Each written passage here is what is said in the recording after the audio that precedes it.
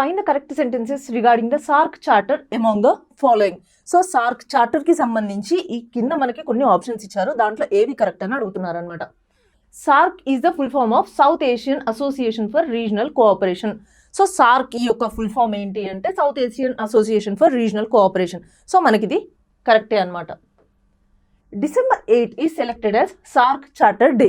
December 8ని SAARC charter day అంటారు. ఎందుకు డిసెంబర్ 8నే సార్క్ చార్టర్ డే అని పిలుస్తారు అంటే డిసెంబర్ 8 1985లోనే ఈ సార్క్ చార్టర్ని founder members, SAARC founder members ఎవరైతే ఉన్నారో వాళ్ళు సైన్ చేయడం జరిగిందనమాట.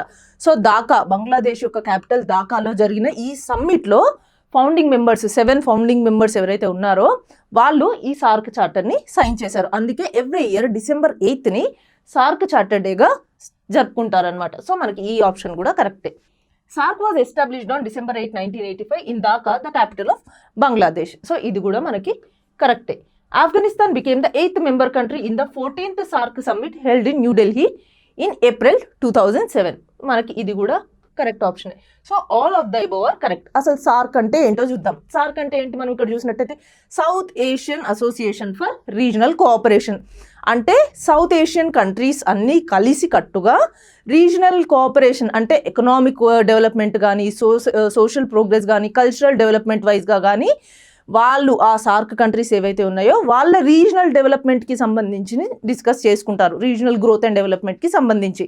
సో అందుకే ఈ సార్క్ నేషన్స్, ఈ 7 ఫౌండింగ్ మెంబర్స్ ఎవరైతే ఉన్నారో వాళ్ళు ఒక గ్రూప్ లాగా ఫామ్ అయ్యారనమాట. ఓకే, సో ఇది ఫస్ట్ ఇనిషియేట్ చేసింది ఎవరు, ఈ సార్క్ అనే ఒక గ్రూప్ని ఫామ్ చేద్దామని బంగ్లాదేశ్ వాళ్ళు జియావుర్ రెహమాన్ ఇనిషియేట్ చేశారనమాట. ఎప్పుడు ఇనిషియేట్ చేశారు అంటే 1980లో ఇనిషియేట్ చేశారు. సో బంగ్లాదేశ్ అనేది మనం కూడా ఏషియన్ కంట్రీస్ ఏవైతే ఉన్నాయో, ఇప్పుడు మనం ఏషియన్ అంటే ఏంటి, association of south east Asian nations. So ఈ association of south east Asian nations వాళ్ళ రీజనల్ డెవలప్మెంట్ గురించి ఎలా అయితే ఒకరికొకరు హెల్ప్ చేసుకుంటున్నారో మనం కూడా సౌత్ ఏషియన్ నేషన్స్ అన్ని ఒక గ్రూప్ లాగా ఫామ్ అయ్యి మన రీజనల్ డెవలప్మెంట్ కోసం మనం కూడా ఏదైనా చేద్దాము అన్నట్టుగా బంగ్లాదేశ్ యొక్క ప్రెసిడెంట్ జియావుర్ రెహమాన్ ఈ ప్రపోజల్ని 1980లో తీసుకొచ్చారనమాట.